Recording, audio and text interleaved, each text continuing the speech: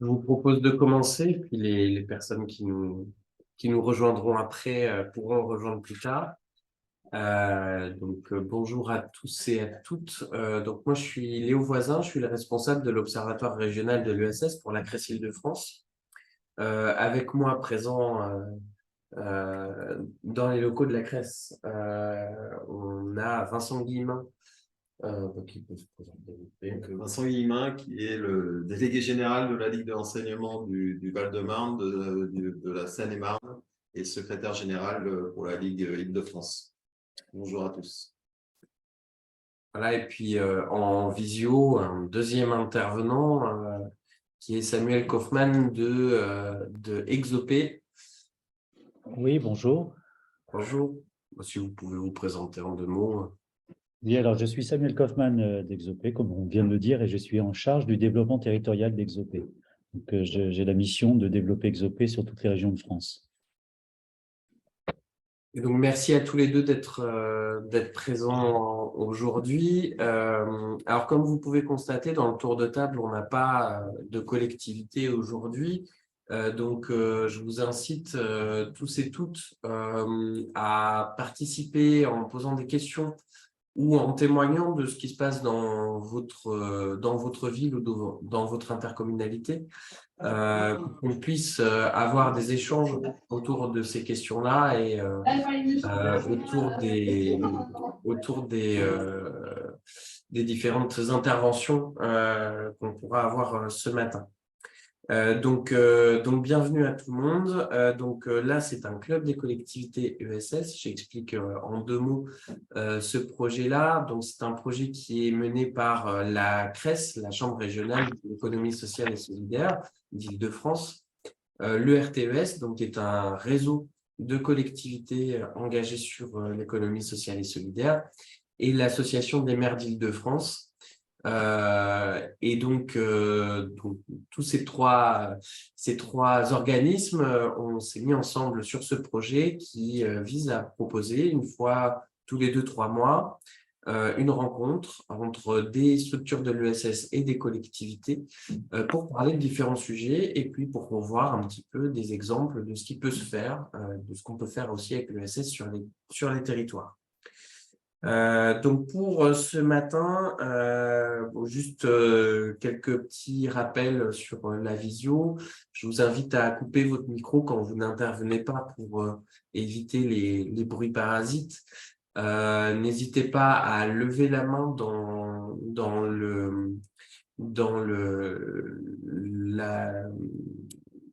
l'application pour pouvoir demander la parole ou à mettre un petit message dans le chat et puis on vous donnera la parole. Donc pour ce matin, je vais faire une petite introduction rapide pour rappeler ce que c'est le périscolaire et ce que c'est l'ESS, puisque ce matin, on a des gens qui sont plutôt spécialistes de l'ESS et des gens qui sont plutôt spécialistes du périscolaire. Donc, il faut qu'on soit bien tous et toutes au même niveau. Et puis, je donnerai la parole à Exopé pour qu'il puisse nous parler un petit peu des enjeux qui distinguent au niveau du secteur. Je laisserai aussi Samuel Kaufmann présenter exactement ce que c'est Exopé et pourquoi ils sont bien placés pour parler de ça. Et puis ensuite, on parlera plus en termes de témoignages de ce qui se passe du point de vue d'une structure qui organise des activités périscolaires directement. Et là, du coup, ça sera plutôt la parole à Vincent Guillemin. Encore une fois, hein, le but, c'est que ça reste le plus interactif possible, donc n'hésitez surtout pas à prendre la parole ou à apporter des précisions dans le chat. Voilà, donc sans transition, je commence cette introduction sur déjà qu'est-ce que le périscolaire. Alors, le périscolaire, on va parler de l'ensemble des activités éducatives et de loisirs qui sont proposés aux enfants autour des temps scolaires. C'est aujourd'hui une responsabilité des communes et des intercommunalités qui peuvent en déléguer la gestion à des structures spécialisées, comme par exemple des associations d'éducation populaire. Donc, on va parler un petit peu en détail de comment ça peut se passer, justement, puisque là, on parle d'une délégation d'un service public à une structure de droit privé. Donc, il y a plein de choses à dire là-dessus. Mais alors, pour mieux préciser encore ce que c'est le périscolaire, on va préciser ce que c'est pas, ce que ça n'est pas. Donc, c'est pas une garderie, le périscolaire, c'est-à-dire que c'est une démarche qui est bien plus large que la surveillance des enfants. Il y a aussi une dimension éducative autour de ça. C'est pas un service d'aide aux devoirs non plus. C'est-à-dire qu'il peut y avoir un soutien scolaire, mais c'est pas l'objectif principal du périscolaire. On va être sur des démarches plus larges que ça. C'est bien sûr autour du scolaire, mais c'est de l'éducation un petit peu plus large que le scolaire. Et puis, c'est pas un lieu uniquement dédié aux loisirs non plus, dans l'autre sens. C'est-à-dire qu'il y a quand même, au-delà du divertissement des enfants, il y a quand même une démarche éducative autour de ça. Donc, on n'est pas uniquement sur du loisir. Une fois qu'on a dit ça, qu'est-ce que c'est l'ESS dans le périscolaire? Donc l'ESS, je rappelle, pour celles et ceux qui n'auraient pas ces éléments-là, donc nous, à la CRES, on définit l'ESS à partir d'une loi qui a été votée en 2014 et qui en définit son périmètre. L'ESS, dans la loi de 2014, on va parler de l'ensemble des associations, qu'elles soient employeuses ou non, l'ensemble des coopératives, des mutuelles, des fondations et des structures qui vont respecter un certain nombre de principes qui sont la gouvernance démocratique, la lucrativité limitée, donc elle peut exister, mais elle doit être limitée, c'est-à-dire que les profits doivent être réinvestis dans l'objectif de la structure, et la poursuite d'un objectif, justement, d'un objet social, c'est-à-dire que l'objectif premier ne doit pas être de faire du profit. Voilà. Donc, l'ESS, c'est tout ça. Et dans le périscolaire, on va plutôt parler quasi exclusivement d'associations. Voilà. Et en particulier d'associations d'éducation populaire ou qui font partie de réseaux d'éducation populaire. Donc, comme je disais, ce sont des structures de droit privé qui assurent une mission de service public, en l'occurrence sur le périscolaire. Elles poursuivent un objet social. Et donc, les structures associatives du périscolaire, elles développent des méthodes, des démarches spécifiques pour favoriser l'autonomie intellectuelle et l'apprentissage de la vie en collectivité des enfants. C'est une façon de définir l'éducation populaire, et puis je laisserai nos intervenants le définir un peu plus précisément. Voilà. Ensuite, bien sûr, les modalités sur lesquelles on peut déléguer la gestion du périscolaire à des structures de l'ESS, ça peut être plusieurs choses différentes. Ça peut passer par un marché, ça peut aussi être un partenariat via une convention, par exemple. Alors, c'est plus rare et ça a tendance à se raréfier, mais c'est aussi une option qui peut être explorée. Voilà, donc je vais laisser la parole peut-être à Exopé sur la dimension du périscolaire et peut-être pour commencer, qu'est-ce que c'est Exopé? Qu'est-ce qui fait que vous avez une légitimité particulière à parler des enjeux des structures du périscolaire? Oui, bonjour, merci pour l'invitation. Alors, du coup, Exopé, c'est l'organisation patronale, donc, comme vous l'avez indiqué, de l'éducation populaire. Ça couvre 4 branches conventionnelles. Alors, qu'est-ce qu'une branche conventionnelle? C'est un secteur d'activité sur lequel se trouve un certain nombre d'acteurs associatifs. Et donc, en l'occurrence, Exopé, c'est la convention collective ECLA. ECLA qui veut dire métier de l'éducation, de la culture, des loisirs et de l'animation, agissant pour l'utilité sociale et environnementale au service des territoires. Donc, la notion de territoire aussi intéressante pour les collectivités. Donc, ça, c'est globalement ce que l'on appelle anciennement la convention collective de l'animation. Après, nous avons, donc sur ce champ-là, il n'y a pas d'autre organisation qui négocie la convention collective. Donc le champ est que là, seul l'Exopé se trouve comme organisation patronale sur les négociations avec les syndicats de salariés classiques. Puis nous avons la branche HLA, c'est ce qu'on a, enfin c'est hébergement, logement accompagné, c'est ce qu'on appelle les foyers de jeunes travailleurs. Donc là, nous sommes plusieurs organisations à être patronales à négocier ce champ conventionnel, mais Exopé est majoritaire. Enfin, quand je dis majoritaire, a le plus de représentativité que l'autre syndicat. Ensuite, vous avez TSF, le tourisme social et familial. Donc là, c'est pareil, nous partageons la négociation avec un autre syndicat. Et enfin, le sport non professionnel. Voilà un petit peu le spectre d'Exopé, c'est-à-dire les 4 champs conventionnels sur lesquels Exopé intervient. Alors, l'activité périscolaire, donc vous l'avez compris, c'est plutôt le premier champ dont je viens de faire la présentation, dont il est question, puisque c'est vraiment du ressort de la convention collective éclat.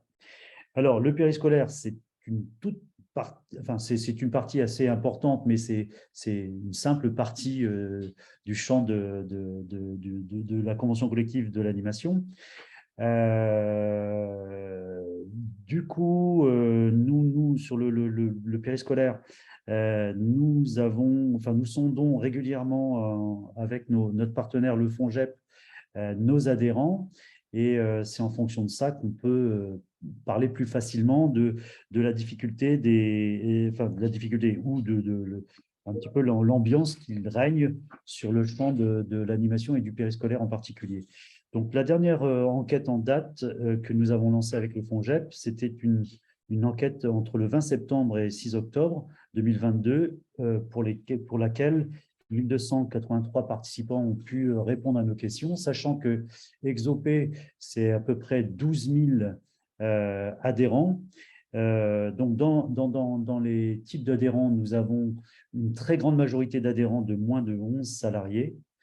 Quand je dis une très grande majorité, on est autour de 75% de moins de 11 salariés. Après, de 11 à 49, ça représente le deuxième pourcentage le plus élevé d'adhérents. On doit être autour d'une quinzaine de pourcents et plus de 50 le reste. Voilà, donc nos structures se qualifient donc nos structures sont employeuses, mais avec des quantités d'emplois assez minimes, puisque moins de 11 salariés, ce ne sont pas des grosses PME. Voilà un petit peu les choses. Et donc, régulièrement, nous les sollicitons par rapport à nos questions qui nous concernent, c'est-à-dire l'attractivité des métiers, la qualification et la difficulté de recrutement à l'heure actuelle. Voilà un petit peu ce qui se pose. Alors, suite à l'enquête que nous a, donc l'enquête dont je parlais là de septembre à octobre 2022, c'est la deuxième du genre. La première a été lancée en 2021 et ce qui a donné lieu à un comité de filière de l'animation, donc qui a été porté par le secrétariat d'État à la jeunesse. Et donc, ce comité de filière couvre l'ensemble du spectre de l'animation et pas exclusivement celui du périscolaire. Donc, quand je dis ça, même si à l'heure actuelle, au sein du comité de filière, ça commence un petit peu à, comment dire, les acteurs commencent à se dire, bon, c'est bien parce que dans le comité de filière, vous avez des interlocuteurs qui se trouvent autour d'écrans là aujourd'hui, c'est-à-dire les collectivités, les associations, mais effectivement, le comité de filière est plus large que le périscolaire, mais en ce moment, le sujet du périscolaire mobilise en tout cas l'ensemble des réflexions. Voilà, donc le périscolaire, c'est une activité, comme vous l'avez dit, assez importante, avec des difficultés sur la manière d'employer les animateurs, puisqu'il y a souvent recours à ce qu'on appelle le contrat d'engagement éducatif, qui est un contrat de travail, mais qui déroge à toutes les règles du Code du travail, puisque c'est un forfait journalier que les structures qui sont déclarés en centre de vacances, enfin en accueil de collectif de mineurs, utilisent assez régulièrement et qui donnent une journée qui n'est pas heurée, c'est-à-dire que les animateurs peuvent aussi bien travailler 3 heures qu'ils peuvent travailler 10 heures.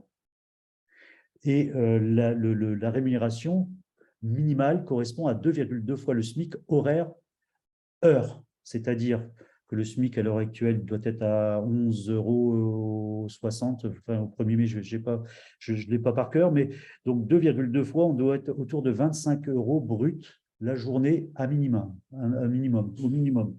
Ce qui veut dire qu'on peut faire travailler quelqu'un 10 heures pour 25 € brut. Voilà, en gros. Alors, bien sûr, nous défendons l'idée selon laquelle il faut essayer de se rapprocher plutôt de quelque chose qui se rapproche du SMIC horaire, sauf que, justement, vous l'avez compris, le CEE n'a pas de référence à un horaire de journée de travail. Donc, du coup, c'est pour cela que c'est un petit peu critiqué. Et ce CEE ne peut s'appliquer que pour les structures qui sont déclarées auprès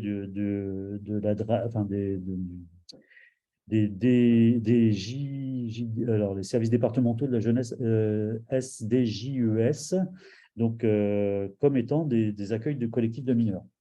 Faute de quoi, on ne peut pas l'utiliser si on n'est pas déclaré sous cette forme-là. Voilà un petit peu le cadre de la rémunération du CE. Donc nous, bien sûr, nous revendiquons plutôt la possibilité de payer les animateurs par rapport à la convention collective. Donc, la convention collective est là. Voilà un petit peu les soucis qui se posent au sein du comité de filière entre les adeptes du CEE et des structures comme nous et ce qu'on représente, c'est-à-dire le fait de pouvoir peut-être rémunérer, en tout cas d'avoir une réflexion de fond sur une rémunération plus décente de nos animateurs qui permet potentiellement, et c'est l'étude qu'on a lancée entre septembre et octobre l'indique largement, c'est qu'un des premiers critères pour lesquels les gens veulent travailler chez nous, un des sujets de préoccupation de notre filière, c'est le 75% des répondants indiquent que la rémunération et la perspective d'évolution est un premier atout d'attractivité de nos structures. Donc, ça veut dire que le salaire est quand même quelque chose d'assez important pour les salariés de nos secteurs. Après, dès lors où on parle périscolaire, il va s'agir du temps partiel.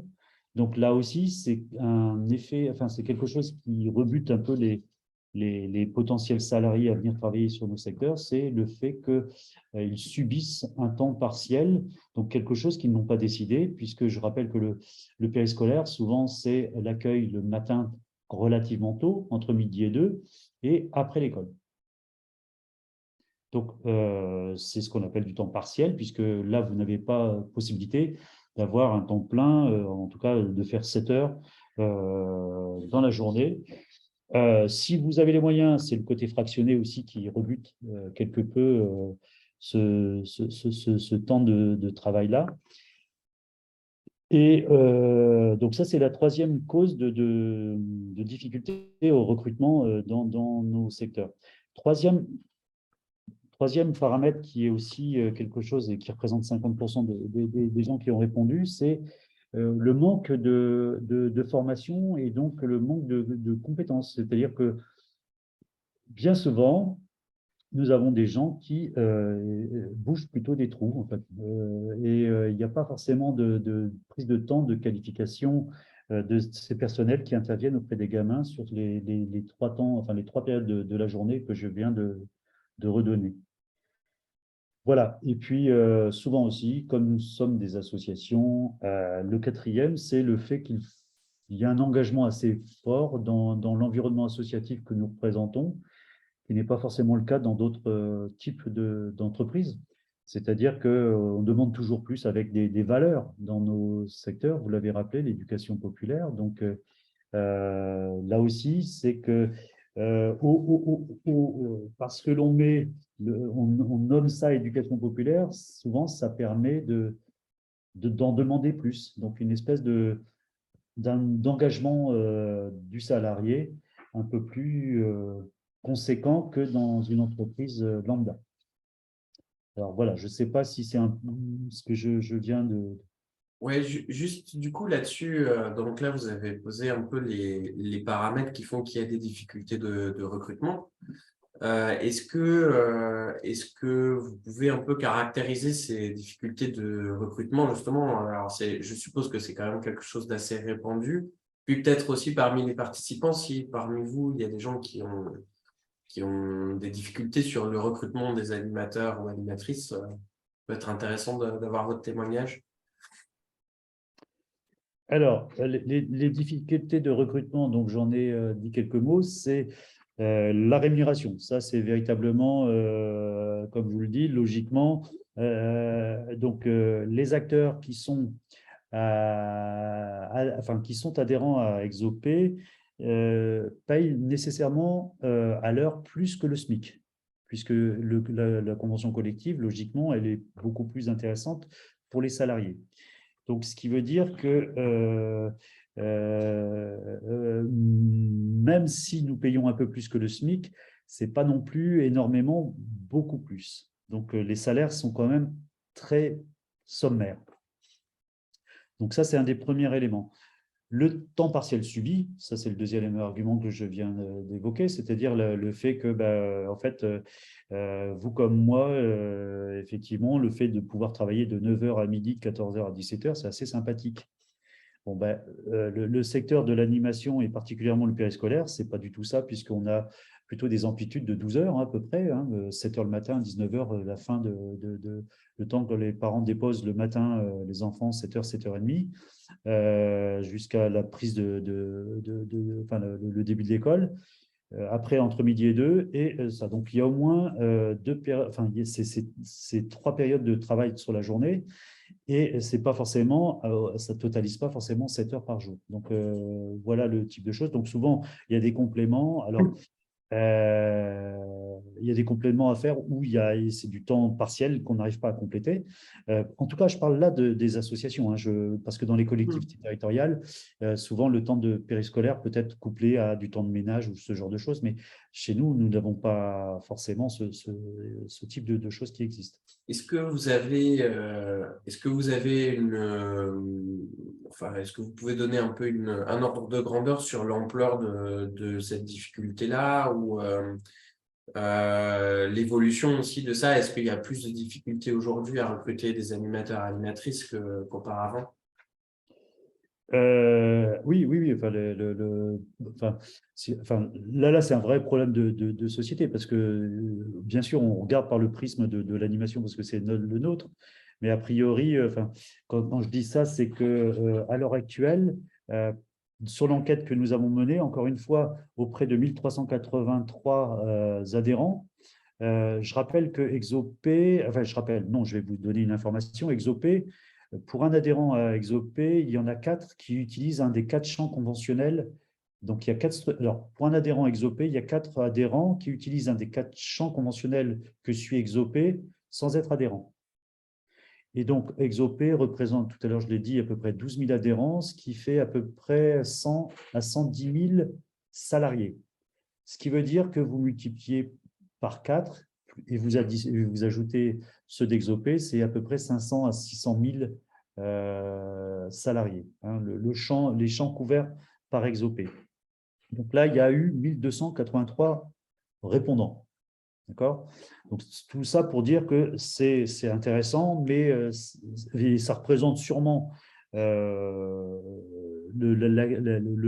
4 champs, le champ de l'animation, mais il y aurait peut-être à pondérer un petit peu les choses. Mais en tout cas, les grandes tendances sont là tout de même. Du coup, pour répondre à la question,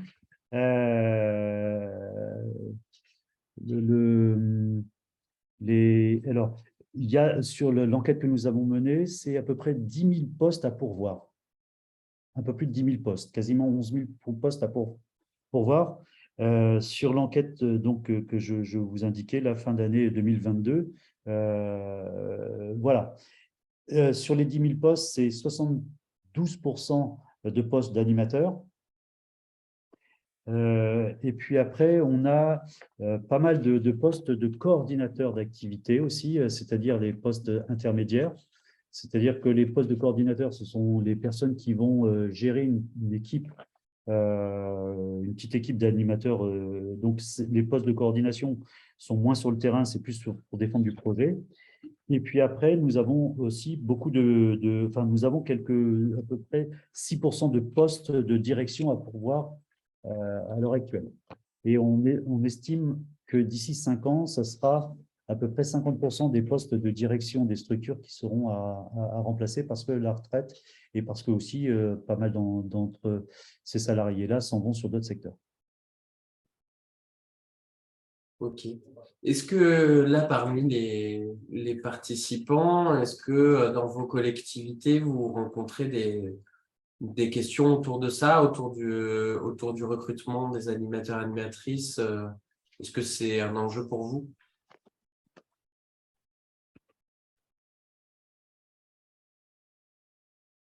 Je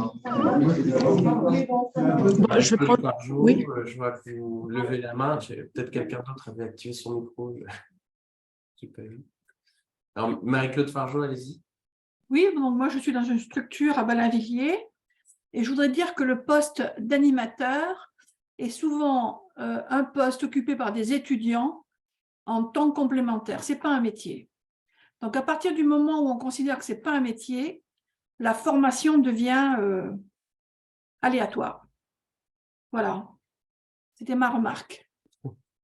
D'où la difficulté, quand on est étudiant, on a des cours, on ne connaît pas ses horaires de cours en septembre, donc quand arrive octobre ou novembre, eh bien, on ne peut plus assumer ce qu'on a fait durant le mois de septembre, ça devient compliqué. Voilà ma réflexion. Merci. Merci. Alors, allez-y. Alors, je n'ai pas votre nom, mais allez-y, vous avez ouvert votre micro. Je peux parler? Oui, allez-y. Oui, donc alors, en tout cas, moi, je travaille pour une collectivité territoriale. Je n'ai pas forcément ce problème de recrutement. Tout simplement parce qu'en fait, on a annualisé, on a fait un lissage sur toute l'année des agents, donc ce qui nous permet d'avoir des animateurs en continu.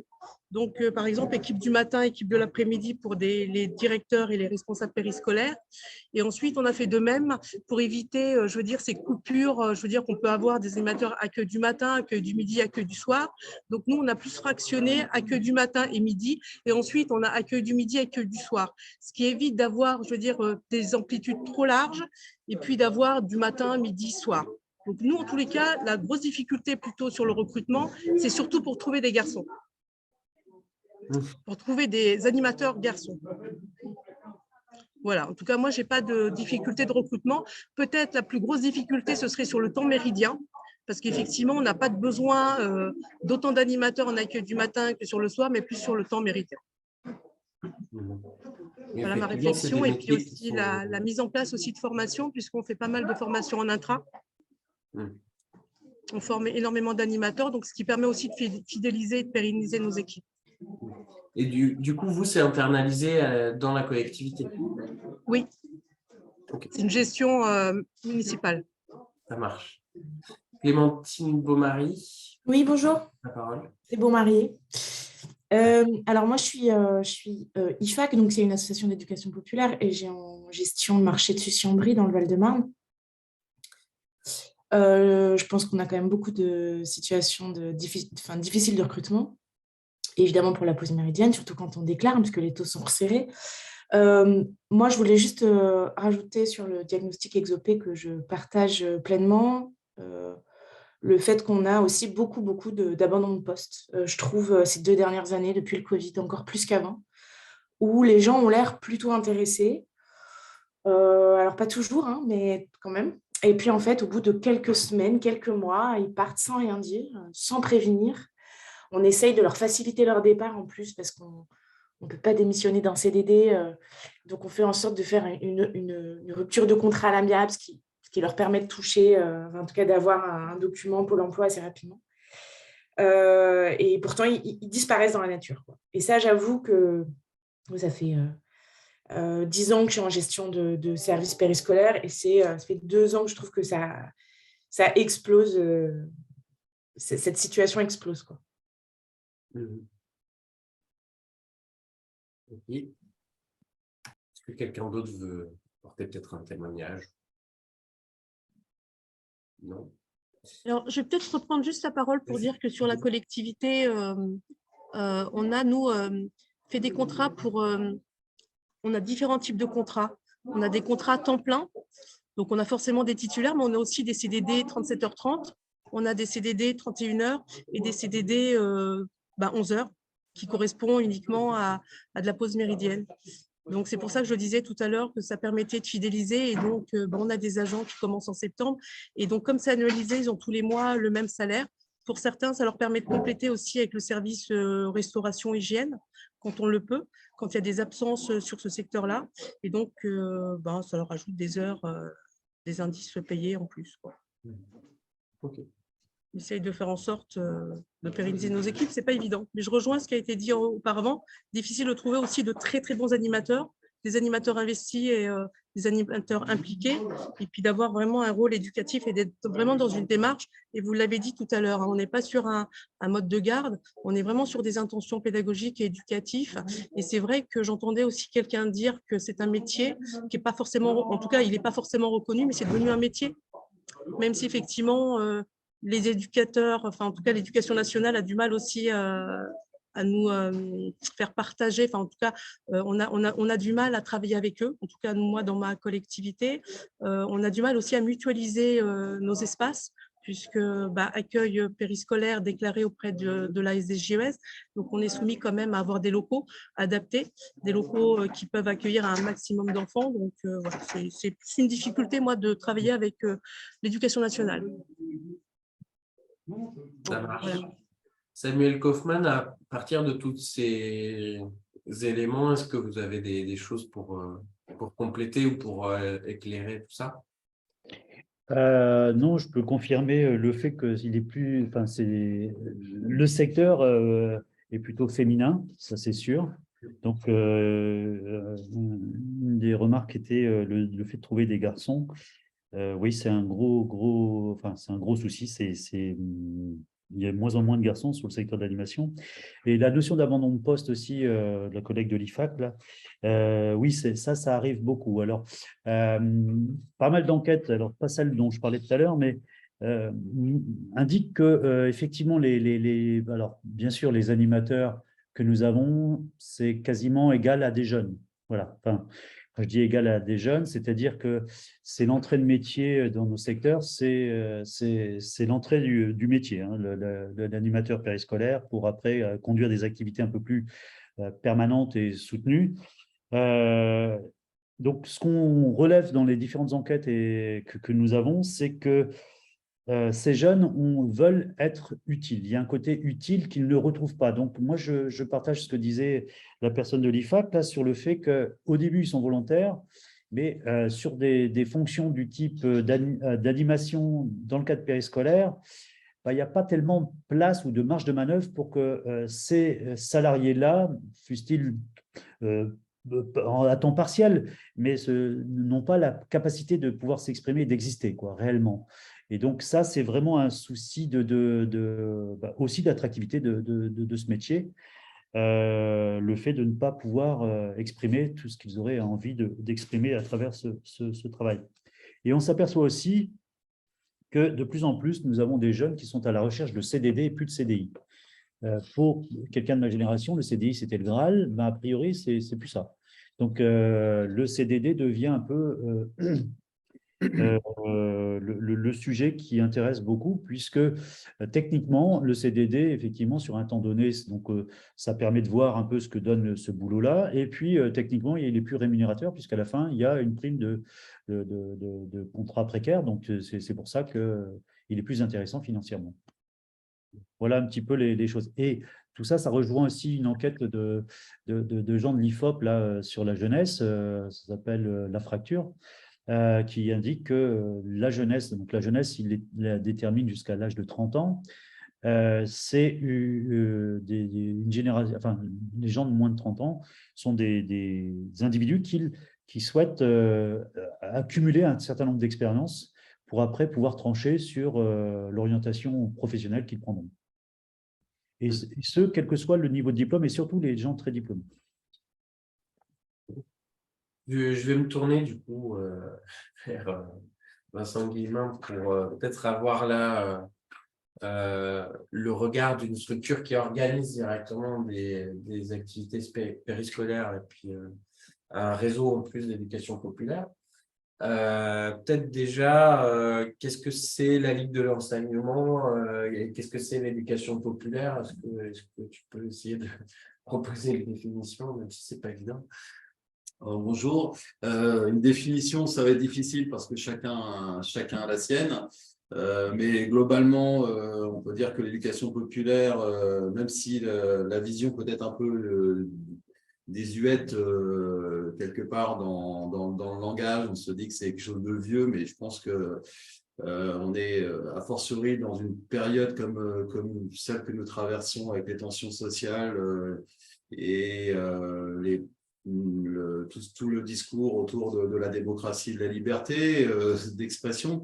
Je pense qu'on est justement complètement dans le cœur du sujet de l'éducation populaire qui a pour vocation qui vise à permettre l'émancipation un peu de l'individu, à permettre à chacun de se forger une opinion, de développer l'esprit critique, d'accepter la contradiction, de pouvoir faire débat sans se battre. Tous ces éléments-là qui sont au cœur du projet d'éducation populaire, tout ce qui est autour des valeurs de citoyenneté, les valeurs républicaines, hein, la laïcité, la citoyenneté, la démocratie, la liberté d'expression, tout ce que nous pouvons faire autour de l'éducation aux médias, de la lutte contre les fake news, tout ce qui permet à l'individu de réfléchir, et je pense que c'est ce qui est au cœur de notre projet, et de lier toujours la réflexion à l'action, qu'elle soit individuelle ou collective, comment prendre des initiatives, comment s'insérer finalement dans un collectif, trouver une place, tout ça c'est ce qui est au cœur de l'éducation populaire, et c'est ce qui fait notre spécificité aussi, et notre complémentarité avec tous les acteurs, que ce soit les acteurs locaux, que ce soit les acteurs institutionnels.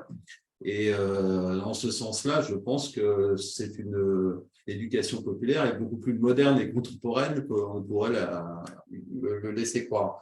Donc, au-delà de ça, on est aussi sur des méthodes pédagogiques, des méthodes éducatives qui ne s'opposent pas forcément aux méthodes traditionnelles, mais qui apportent une ouverture à travers des méthodes plus participatives, proactives, qui aussi permettent d'associer les jeunes et les enfants, et voire les adultes, à une nouvelle façon aussi de travailler. Et puis, l'éducation populaire, c'est effectivement traditionnellement, ça s'est fait autour des colos, des vacances, des classes, et c'est une problématique qui existe aussi, mais par extension sur le périscolaire. Mais l'éducation populaire, c'est aussi autre chose. J'ai vu dans le chat, là je viens de voir comment un tiers-lieu, par exemple, nous gérons des tiers-lieux, nous gérons d'autres types d'activités. Pour ce qui est de la Ligue d'enseignement, qui est l'ancienne, la plus ancienne des fédérations, parce que 1866, ça date un peu, mais nous sommes sur des champs qui sont très, très, très larges, qui vont de l'éducation à la formation, au numérique, à la vie associative, à l'engagement. Et la partie périscolaire n'est qu'une partie de nos activités. Mais c'est aussi ce qui en fait sa spécificité, c'est cette capacité à mettre du lien et de la transversalité, notamment dans les gestions des délégués que nous pouvons avoir. C'est ce que je dis, c'est que si une collectivité veut déléguer uniquement pour des raisons économiques et financières, je pense que ce n'est pas la peine qu'elle le fasse. Elle pourra le faire aussi bien. Je ne dis pas forcément qu'on est très cher, mais on n'est pas moins cher. On est dans quelque chose dans une dimension qui est autre. Ce que va amener, c'est la réactivité, la souplesse, la capacité à travailler avec les acteurs locaux institutionnels, je le disais, mais aussi l'école dans notre rôle de complémentarité avec l'école. Et puis d'amener cette dimension artistique, culturelle, sportive qui contribue à travers aussi les façons de travailler à développer autre chose chez les enfants que juste un mode de garderie comme ça a été évoqué précédemment. Donc c'est tout ça qui fait l'intérêt pour moi de l'éducation populaire et ce qui fait la plus-value d'une organisation comme la nôtre, même si on n'est pas tout seul. Clémentine Beaumaris en témoigne, mais c'est cette spécificité-là. Pour ce qui est de la Ligue en particulier, ce que je peux dire, c'est qu'au-delà du chapeau général des valeurs qui nous rassemblent, la spécificité, c'est qu'il y a autant de départements, autant de ligues de l'enseignement, et que chaque structure départementale est indépendante dans ses choix. Par contre, elle repose sur un socle de valeurs communes qui, grosso modo, se résume en 3 points. La promotion de la laïcité sous toutes ses formes, la lutte contre les discriminations sous toutes ses formes, et permettre à tous, quelle que soit son origine et sa culture, d'avoir accès à la formation, à l'éducation, au sport, aux loisirs, aux vacances. Et donc, dans ce spectre-là, tout est possible, puisque tous les citoyens, qu'ils soient petits, grands ou âgés, sont concernés par ces problématiques-là. Si je peux me permettre juste de faire une petite remarque par rapport à ce que j'ai entendu précédemment, il faut bien distinguer quand même péri et extrascolaire. Donc, on parle essentiellement de l'extrascolaire, c'est-à-dire des parties de vacances et non pas de la partie matin, midi et soir, pause méridienne. Enfin, c'est là où on n'a pas de contrat d'engagement éducatif tel que ça a été évoqué. On est sur des contrats de la convention éclat, qui respecte la convention éclat et qui est une convention collective qui est assez protectrice quand même et avantageuse pour les salariés. Donc, c'est pas à ce niveau-là qu'il y a de principal souci, même si effectivement, on est confronté, ce qui a été évoqué, au problème du temps partiel et des nouvelles tendances qui ont été évoquées aussi avec le développement le besoin de CDD et une gestion des ressources humaines très, très complexe, maintenant beaucoup plus complexe qu'avant. Ça, on doit le remarquer, quoi. Mais c'est le niveau de rémunération qui a été évoqué. Bon, d'abord, en tout cas en région parisienne, à ma connaissance, on est sur des pratiques, y compris dans le CE, qui sont bien supérieures à celles de base, puisque là, on parle de 25 €. Nous, on est plus sur les 50-70 € par jour. Donc, on est très près d'un contrat, 70 € par jour, on est très près d'un contrat de la convention collective, donc de base. Donc, il n'y a pas beaucoup de différence.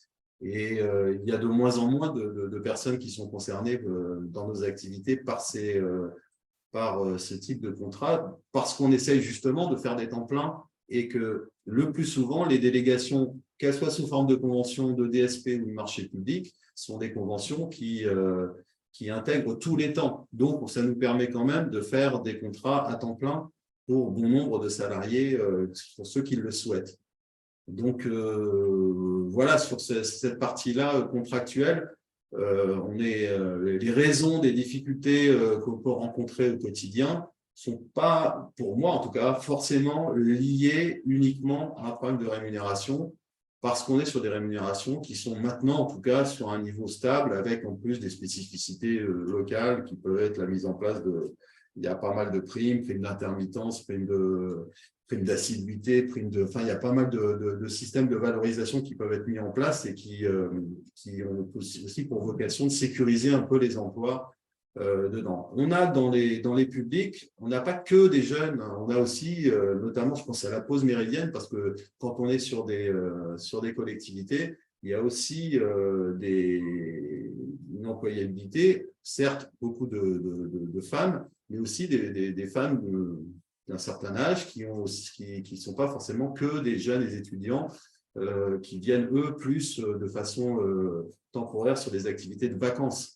Mais sur les temps pleins ou sur les personnes qui travaillent uniquement sur la pause méridienne, ça peut aussi intéresser les personnes, notamment qui ont d'autres obligations pendant toute la journée, de travailler sur ces temps-là. On a des publics d'âge complètement différents. Le problème de la qualification, d'ailleurs, se pose, et après de la formation associée à ça, puisque des personnes qui n'ont pas vocation à aller travailler sur d'autres communes ou n'ont pas forcément une appétence énorme à rentrer en formation. Et donc, on est obligé, pour répondre aux critères et aux obligations, notamment les SDJUS ou de la CAF, de forcer un peu la main sur certaines formations. Donc ça, c'est aussi une donnée à prendre en compte dans nos activités. Il y avait une question, et du coup, j'ai envie de te faire un peu développer sur les modalités. Comment ça peut se mettre en place sur une collectivité qui voudrait mettre en place des activités périscolaires avec une association d'éducation populaire. Comment est-ce que ça peut se passer? Quelles sont les modalités possibles et en gros, les avantages et les inconvénients de chaque démarche? Je l'ai dit, si c'est uniquement pour un aspect financier, il me semble que les réponses doivent être trouvées en interne. Mais pour le reste, tout est possible contractuellement, soit sous forme de convention, soit sous forme de marché, soit sous forme de délégation de service public. La différence principale, évidemment, entre la délégation de service public et le marché, c'est le rapport à l'usager, le rapport financier à l'usager. D'un côté, avec la DSP, la collectivité délègue également ce rapport financier à l'usager. Dans le cadre du marché, elle le conserve. Et ça, c'est la principale distinction. Après, sous l'autre forme, la forme conventionnelle, elle parle plus davantage, on parle d'une initiative, d'une reprise d'initiative d'une association, c'est-à-dire qu'il y a un projet qui est mis en place en réponse à une problématique locale et la collectivité considère que le projet proposé est une réponse positive aux difficultés éventuellement, aux besoins de son territoire. Donc, ça, on rentre dans un cadre conventionnel, une initiative, finalement, d'un projet qui correspond aux besoins de la collectivité. Après, on est sur des réalités. Là, vous êtes soit sur des zones rurales, soit sur des zones périurbaines ou urbaines. Les problématiques sont complètement différentes pour les uns, pour les autres. Certains... je pense à des communes rurales, des petites communes sont en développement, notamment parce qu'elles grossissent et ont besoin maintenant de la part de leurs habitants. Il y a un appel de nouvelles prestations, de nouveaux besoins qui émergent et elles n'ont pas forcément les compétences administratives, pédagogiques, éducatives au sein de leur collectivité, voire les moyens, voire des fois même les locaux pour pouvoir le faire. Et donc, elles se retournent vers nos associations pour amener cette compétence-là que nous avons par notre expérience de dizaines d'années de gestion d'activités post- et périscolaires. Donc, il y a ce cas de figure. Des fois, on a des collectivités qui ont déjà un projet éducatif ambitieux et qui n'ont pas forcément de besoin de ce côté-là. D'autres qui sont encore en réflexion par rapport à ça et qui ont besoin d'un soutien. Après, on a beaucoup de collectivités aussi qui sont en difficulté en gestion quotidienne. On a parlé des bassins d'emploi, de la difficulté à trouver des personnes. C'est sûr qu'avec des mouvements d'éducation populaire comme les nôtres, on a, de par nos activités, plus de souplesse et de réactivité et aussi potentiellement la capacité de mobilisation et de réseau plus important pour gérer le turnover très important qu'il peut y avoir. Parce qu'une des plus-values aussi, c'est le côté formation, puisque pour beaucoup d'entre nous, nous sommes Calliope, organisme de formation, et donc en capacité de déclencher des formations très rapidement, et que ce soit des formations thématiques avec la SDJUS par exemple, sur je sais pas, l'accueil du public handicapé, sur le harcèlement, sur des problématiques thématiques de cet ordre-là, mais aussi les formations volontaires BAFA-BFD ou les formations professionnelles du type CQP, BPGEPS, DTGEPS et autres formations professionnelles. Donc, cette réactivité-là, c'est un atout supplémentaire aussi dans la gestion quotidienne. Alors bon, je me suis un peu dérivé par rapport aux formes contractuelles. Souvent, évidemment, la culture, j'ai envie de dire, de formation de la fonction territoriale oriente davantage sur le marché et la DSP que sur la convention. Mais la convention, et on l'expérimente sur plusieurs départements, fonctionne tout à fait bien et tout à fait sécurisée également en termes de bilan, d'évaluation et de suivi. Elle ne présente pas un risque supplémentaire. Après, on est évidemment dans le cadre d'une mise en concurrence et le problème de mise en concurrence qui justifie souvent le fait d'orienter davantage vers le marché ou la DSP avec un engagement pluriannuel souvent plus important que sous une convention. Mais la caractéristique de la convention, c'est, je pense, le point d'initiative qui répond à un besoin. Après, les formes, elles peuvent concerner le périscolaire comme n'importe quel autre sujet, puisque les mouvements et associations comme les nôtres travaillent à la fois sur le périscolaire, mais sur d'autres sujets liés à la politique de la ville, liés à des initiatives type tiers-lieux, liées à la vie locale et aux problématiques qu'il peut y avoir sur tous les territoires. Donc après, on peut rentrer dans le détail des avantages et des inconvénients de chaque forme. A priori, on a un goût plus prononcé pour le conventionnement parce qu'il nous lie davantage sur le fond que sur la forme, et que c'est le fond qui nous intéresse à l'arrivée, mais ça me paraît être, après, il y a la souplesse et les formes contractuelles qui existent pour n'importe quelle de nos structures, quoi. Enfin, les formes sont complètement différentes. Et puis, il y a aussi l'expérience de l'employabilité qu'on peut avoir. Bon, un mouvement comme je sais pas, rien que le nôtre sur l'Île-de-France, c'est 1300, 1400 emplois. Donc, on a aussi cette expérience de salariés, de souplesse dans la gestion administrative et de soulager les collectivités de ce poids que peut représenter la gestion quotidienne. Voilà. Ok. Est-ce que, enfin là, du coup, il y a beaucoup d'éléments. Est-ce que parmi les participants, il y a des retours d'expérience peut-être autour de tout ça? Ah oui, est-ce que tu as des exemples de conventionnement asso, collectivité Oui, bien sûr. Enfin, j'ai des exemples. Mais on vous mettra en lien avec Pauline Lepachelet, je suppose. On pourra faire le lien. Est-ce que dans les collectivités, là, par rapport à tout ce qui a été évoqué, il y a des enjeux qui vous ressortent? Est-ce que pour certains ou certaines d'entre vous, le fait de passer par une association d'éducation populaire plutôt que par une internalisation, ça vous paraît quelque chose d'envisageable ou que vous avez envisagé et sur lequel vous n'avez pas pu aboutir ou peut-être des retours d'expérience de ce type-là?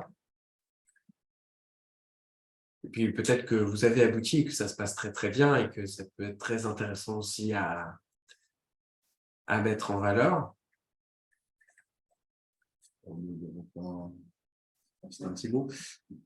Juste un petit mot aussi qui est galvaudé souvent, mais important pour nous, c'est la notion de partenariat. Prestataire, partenaire, c'est l'éternel débat. On est à la fois dans le prestataire quand on répond à une commande publique et on revendique le fait d'être partenaire, c'est-à-dire au-delà du sein de la simple prestation. C'est-à-dire que quand on fait une veille éducative ou une veille auprès institutionnel ou qu'on articule notre travail autour d'autres problématiques, j'évoquais la politique de la ville, mais ça peut être des problématiques culturelles, des politiques sportives ou autres, on est dans quelque chose qui dépasse le cadre strict de la gestion d'activités périscolaires. Et c'est cette dimension-là qui nous paraît importante aussi de développer et d'entretenir, parce que elle n'a pas un enjeu financier derrière. Si elle en a un, c'est l'avantage de la collectivité, en alertant la collectivité sur des dispositifs dans lesquels elle est susceptible de pouvoir rentrer, et pourquoi pas les porter pour la collectivité si ça peut amener une plus-value. Mais c'est une dimension partenariale qui est importante. On est là dans un dialogue en tout cas, on souhaite que ce dialogue soit permanent et ça suppose aussi une relation de confiance. Et je pense que la spécificité des associations, c'est justement cette dimension lucrative qui a été évoquée au tout début de notre discussion par Léo, est importante. C'est-à-dire que notre enjeu principal, c'est de faciliter les choses au niveau de la collectivité, de développer du projet sur la collectivité, de pouvoir initier et travailler avec les habitants avant d'être comme un prestataire, je sais pas, de chauffage pour la collectivité ou un prestataire de fourniture de repas ou autre qui pourrait y avoir, qui est lié uniquement par une prestation de service uniquement. Nous, on a la volonté de s'inscrire dans une autre dimension, beaucoup plus large, ce qui n'empêche pas le sérieux, la rigueur dans le cœur de la délégation éventuelle, mais d'élargir cette dimension-là à d'autres aspects aussi, au service de la collectivité, qui a pour but aussi pour nous toujours de se réapproprier les choses. On n'a pas la vocation à gérer à la place d'eux surtout, mais d'initier, de rentrer dans un dialogue, de faciliter la rentrée dans des dispositifs ou la montée en compétence de son personnel pour qu'après, la collectivité soit en capacité de le faire elle-même. On n'a pas vocation à couvrir l'intégralité des responsabilités d'une collectivité. C'est plus dans cet accompagnement-là qu'on se situe. Du coup, est-ce qu'il y a ça peut aussi être des commentaires ou des interventions? Le but étant qu'on soit dans l'interaction. Ah, je vois un micro qui s'ouvre. Oui, Allez-y. Monsieur Kabaous. J'avais une question. Je ne sais pas si vous m'entendez. On vous entend. Oui, j'avais une question sur l'adhésion à l'association, le pourcentage entre les grandes communes et les petites communes que vous avez. Donc, ça serait pour l'association, en termes d'emploi, Oui. ça se situe plutôt dans des petites communes ou dans des grandes communes, c'est ça? Oui, c'est ça, oui. Indifféremment, petite ou grande, de toute façon, quand on est dans une délégation, qu'elle soit sous forme de convention, de marché ou de DSP, les salariés deviennent les salariés de la structure. Donc, ce sont des salariés, c'est la structure qui porte ces emplois. C'est nous qui portons les emplois. Donc, l'adhésion, on travaille indifféremment avec des communes de 100 habitants, comme on peut travailler avec les communes de 100 000 habitants. La délégation, après, certains organismes vont limiter parce qu'ils n'ont pas les capacités de gestion ou ils ne sont pas structurés pour pouvoir accepter ou les conseils d'administration de ces structures ne souhaitent pas s'investir dedans, puisque, en tout cas, ce qui concerne notre mouvement, je vous ai dit, il y a une autonomie départementale qui fait que chaque département, s'il le souhaite, le gère directement ou pas, ou l'accepte, mais de toute façon, quand il y a délégation, les emplois sont portés par l'association et non plus par la commune. D'accord. Et par contre, en cas de changement de prestataire ou de reprise par la collectivité en gestion propre, elle reprend le personnel qui est affecté uniquement, évidemment, à la ville, à la commune. Si ce sont des personnes qui travaillent sur plusieurs communes, là, c'est différent. Mais si c'est des personnes qui sont affectées uniquement à la commune, il y a une sécurité pour elles à rester sur la commune pour pouvoir travailler, que ce soit avec un prestataire, la commune ou une association. Il y a une obligation de reprise du personnel dans le cadre de la continuité de gestion. Je suppose que l'avantage d'être un réseau, c'est que vous pouvez, vous avez une gestion RH qui est peut-être un peu plus centralisée, et que du coup, ça évite de multiplier la gestion locale par le nombre de DSP, quoi. Oui, l'idée, c'est de rester dans une approche, une gestion locale. C'est-à-dire, il y a un pilotage qui peut être plus large, départemental par exemple, mais l'idée vraiment, c'est de fidéliser. Si on parlait par rapport à ce qui a été évoqué tout à l'heure, c'est de fidéliser quand même les équipes, dans le cadre de la continuité éducative, de la relation aux familles, de la relation aux enfants et aux jeunes, c'est d'avoir des équipes qui soient identifiées et qui s'éclatent pas qu'on n'éclate pas. Déjà, des contrats de travail peuvent être compliqués en termes de gestion des horaires. On ne va pas y rajouter en plus une dimension territoriale en disant, en promenant les personnes sur plusieurs communes. Donc, on essaye vraiment de fidéliser les équipes et d'avoir des référents et des personnes qui sont en dialogue et qui soient bien identifiées par tous les acteurs. D'accord. Ça répond bien à votre question? Oui, oui, tout à fait. Merci. Super. Alors, il y avait une question sur est-ce que ça existe des cas où des communes mixent services périscolaires en gestion interne et services périscolaires avec des associations? Oui, il y a majoritairement, on est plus dans le principe de la délégation complète, mais il existe aussi d'autres formes de. Alors, des fois, ça peut être au niveau de communautés de communes, par exemple, ou qui ont une partie des activités déléguées, mais pas l'autre. Donc, la gestion, par exemple, de la pause méridienne se fera sur le plan à l'échelle de la commune, et donc peut-être déléguée par la commune, mais les accueils de loisirs, par ailleurs, seraient gérés par la communauté de communes. Il y a différentes formes qui peuvent cohabiter aussi. Souvent, quand on est dans une gestion uniquement périscolaire, c'est-à-dire de la gestion des accueils du matin, du soir et du midi, généralement par extension, et en termes de cohérence aussi contractuelle, on va souvent vers une délégation plus élargie. Parce que ça fait s'il y a la même personne qui est sur la commune avec deux types de contrats, on cherche quand même une cohérence dans les contrats, dans les niveaux de rémunération pour faire en sorte que la personne soit dans les mêmes conditions et les meilleures si possible sur la commune. Donc, on peut très bien fractionner, le faire de façon échelonnée, mais souvent, au bout de quelques années, rapidement, on va vers une extension et une mise en cohérence globale des contrats de travail, y compris dans le management des personnes. Voilà, histoire qu'elles n'aient pas plusieurs référents sur la commune, plusieurs interlocuteurs, un coup quelqu'un de l'association, un coup quelqu'un de la commune. Voilà, et on sait très bien que la centralisation de l'interlocution est quand même plus efficace et plus efficiente pour tout le monde. Et alors, oui, du coup, est-ce qu'un service périscolaire peut être développé par une asso de façon indépendante à la collectivité? Là, on est un peu dans le cas que tu évoquais tout à l'heure, c'est-à-dire sur le conventionnement. Il peut y avoir un projet développé, mais de fait, c'est forcément en partenariat avec la collectivité, vu que c'est dans ses responsabilités.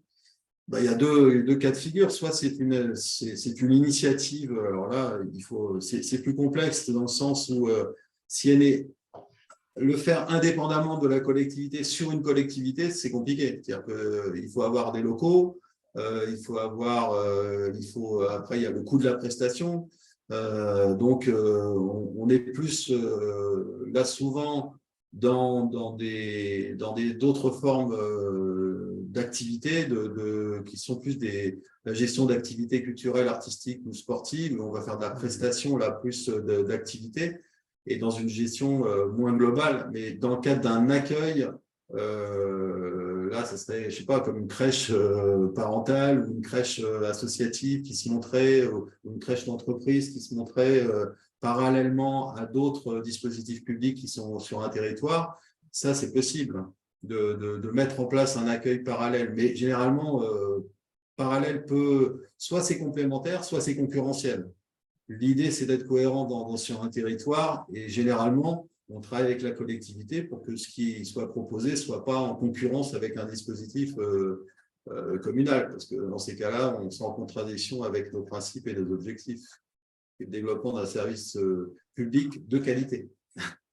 Donc, après, c'est ce qu'on observe souvent avec certains prestataires du secteur marchand qui viennent s'installer sur des territoires pour des prestations très ciblées, avec un public particulier, mais souvent aussi où il n'y aura pas de quotient familial, où il n'y aura pas de mise en place où on s'adressera à une population et pas forcément à toute la population. Donc, nous, on s'adresse volontairement, on essaye de mettre en place une offre qui s'adresse à tout le monde. donc le plus souvent en liaison avec la commune. Du coup, ça me fait poser une question parce que bon, c'est quelque chose qu'on n'a peut-être pas complètement évoqué. Quand on parle de périscolaire, il y a scolaire, donc périscolaire, donc il y a un lien forcément aussi avec l'éducation nationale.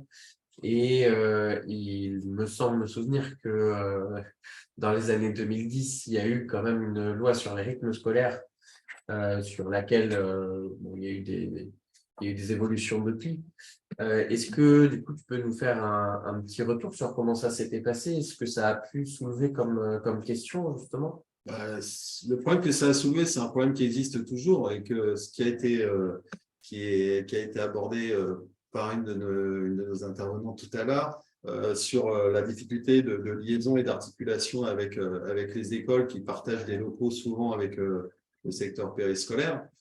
Ce qu'on peut dire, c'est que l'occasion de cette réforme qui a été complexe sur le plan contractuel, parce qu'elle a demandé à refondre l'intégralité des contrats de travail, ça a été très, très, très complexe. Il a fallu trouver, pour nous, ça a été un gros sujet, en tout cas, une source de travail très importante. Le grand mérite de ce temps-là, ça a été de mettre en dialogue officiellement, presque obligatoirement, les différents acteurs autour de la table, les acteurs éducatifs, que ce soit les familles, les équipes éducatives, les équipes enseignantes et la collectivité. Le fait de mettre tout le monde autour de la table, ça a été un moment de dialogue, parfois tendu, parfois difficile, mais qui à la fin a quand même contribué à une reconnaissance implicite de tous les acteurs. Et c'est ce qui manque à certains animateurs et ce qui leur déficit de reconnaissance, qui est souvent légitime, parce qu'ils sont sur un service pour chacun ou à côté des enseignants. Et là, l'occasion a été de mettre les gens ensemble en dialogue et de mieux comprendre les métiers et les objectifs et les missions de chacun dans tous les sens, c'est-à-dire aussi bien pour les équipes enseignantes vis-à-vis des équipes d'animation que des équipes d'animation vis-à-vis des équipes enseignantes, mais aussi des familles, voire des autres acteurs du personnel de service, de tous les acteurs qui composent la communauté éducative. Donc, c'était un moment d'échange et de partage qui a conduit à, alors maintenant on est sur les projets éducatifs de territoire, mais qui à l'époque a conduit aussi à formaliser un certain nombre de projets locaux et de mettre sur papier des choses qui étaient pour l'instant de l'ordre en tout cas qui n'étaient pas formalisées et qui a mis noir sur blanc qui a obligé à une réflexion et à la définition d'objectifs, d'intentions éducatives donc à ce niveau-là, ça a été un gros plus. Pour nous, ça a été aussi l'occasion en termes de contenu, de travailler sur des contenus, notamment sur la notion de parcours éducatif, thématique, et de faire l'articulation entre ce qui pouvait être proposé dans le cadre scolaire et ce qui pouvait être proposé dans le cadre extra ou périscolaire, ce qui est différent. On n'a pas les mêmes objectifs, on n'a pas les mêmes méthodes, mais là encore, de voir comment il pouvait y avoir un prolongement ou un rebond entre des projets, voire des associations autour d'un projet, entre le temps scolaire et le temps périscolaire. Je pense au numérique, par exemple, quand il y avait des investissements communs ou sur le sport ou sur les activités sportives ou d'autres activités culturelles, d'avoir des articulations entre projets scolaires et péri- ou extrascolaires. Donc, pour moi, ça a été à ce niveau-là intéressant et ça a contribué, et la fin de ce dispositif, qui a été assez brutal quand même, a conduit aussi à une démobilisation pour certains animateurs qui ont perdu cette reconnaissance sur lequel qui s'était construite à travers les temps de dialogue qu'il y avait eu localement. Donc ça, c'est quelque chose qu'on essaye finalement de retrouver, mais qui est plus dur parce qu'il n'y a plus d'obligation institutionnelle par rapport à cette obligation de dialogue. Et donc, ça se retrouve à nouveau des fois sur quelques tensions au niveau du partage des locaux ou sur un manque de reconnaissance d'une façon générale, ou dans la relation famille aussi, parce que la qualité de la relation aux familles et aux parents dépend aussi souvent de la bonne compréhension par les différents acteurs de leur mission réciproque et qu'il y ait une unité d'action aussi et de méthode de travail ou d'approche derrière. Donc, Nous, on a beaucoup de contenu qu'on continue à utiliser d'ailleurs en termes de parcours éducatif maintenant, sur parcours thématique, sur l'éducation physique, c'est l'activation artistique, sur l'expression, sur l'environnement durable, sur toutes les dimensions de la transition écologique et tout. Il y a des parcours qui existent maintenant et qui ont réinterrogé aussi les pratiques ou qui ont mis en valeur certaines initiatives qui existaient, qui n'étaient pas reconnues au niveau des activités périscolaires. Ça marche. Est-ce que du coup, là, ça pose des questions? Est-ce que localement, vous avez des questions qui peuvent se poser et qu'on n'aurait peut-être pas évoquées ou que vous souhaiteriez développer? C'est aussi le temps de parole d'échange qui est plus compliqué en visio, mais on essaye de vous proposer.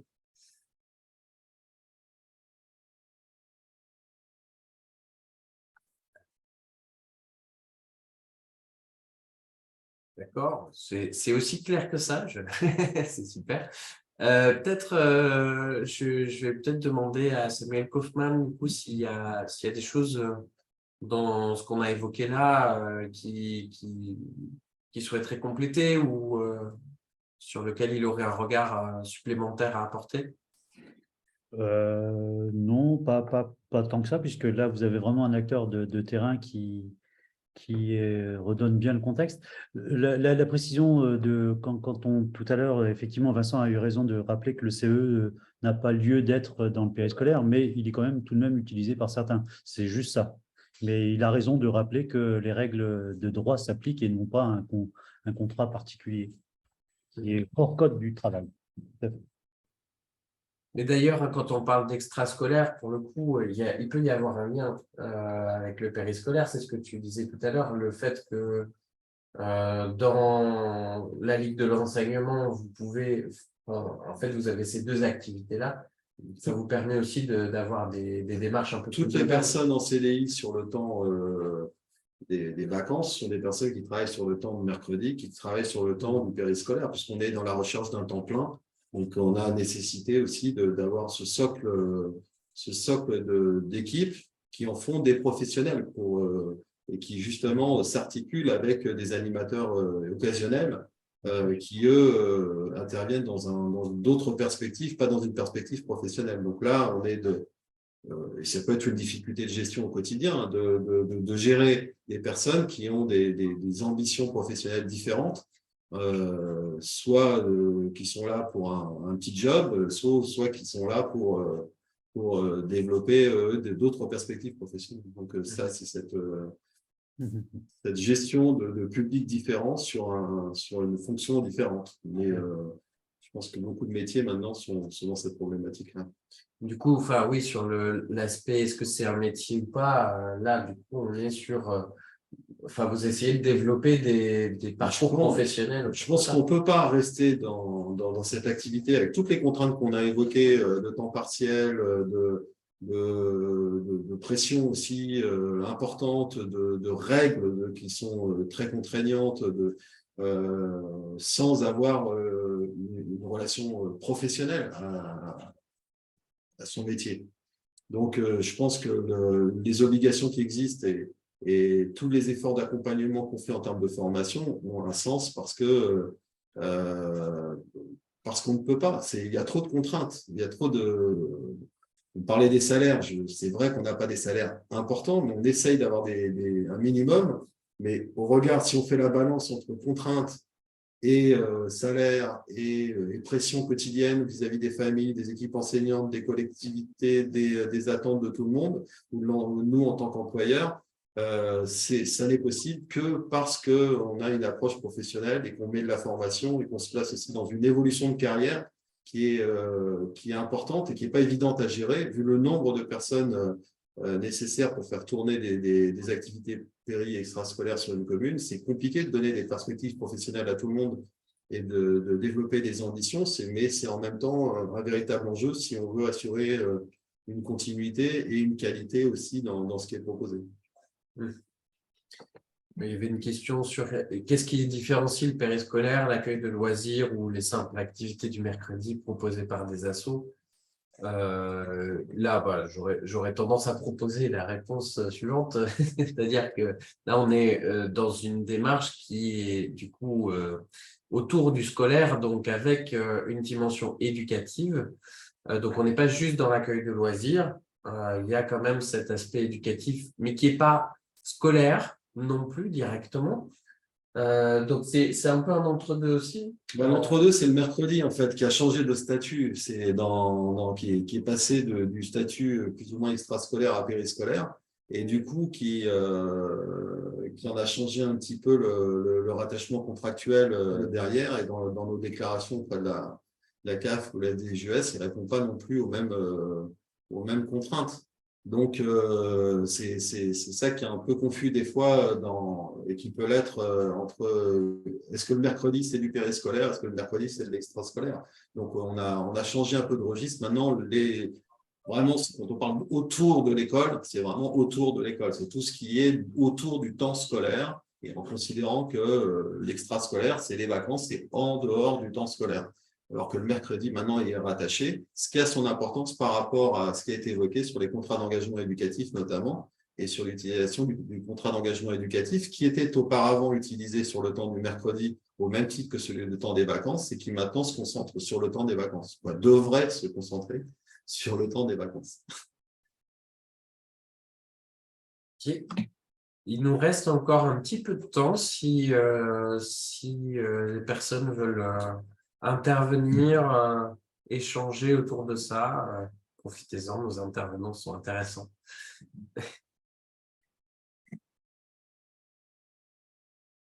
J'essaie d'inciter.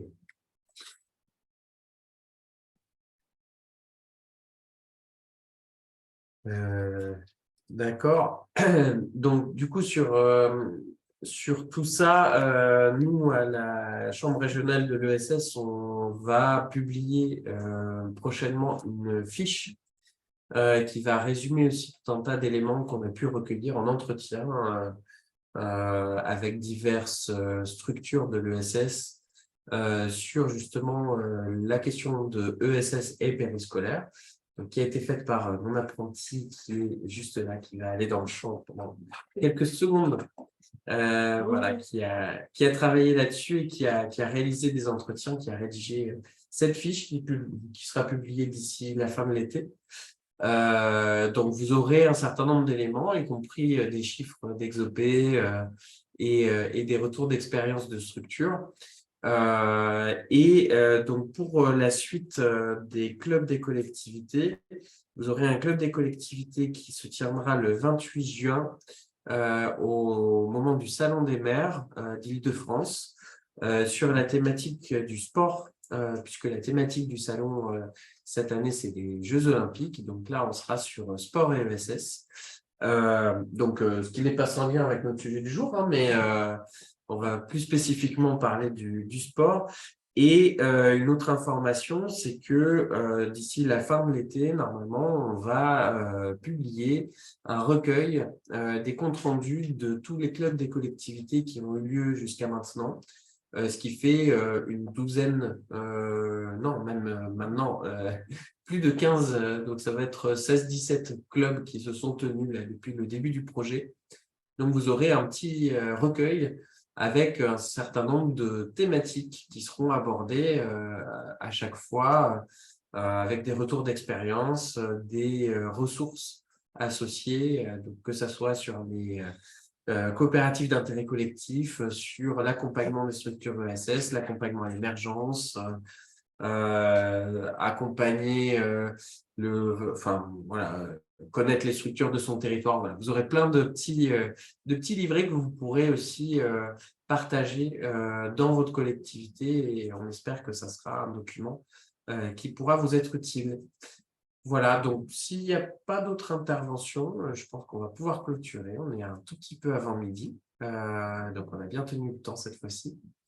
Est-ce qu'il y aurait une dernière intervention? Je propose encore. Non? Bon. Ben, on va clôturer. Je remercie nos deux intervenants. Merci à vous deux pour tous ces éclairages. Merci aussi à tous les participants et participantes. Et du coup, rendez-vous le 28 juin pour le Club des collectivités du Salon des maires. Merci à tout le monde.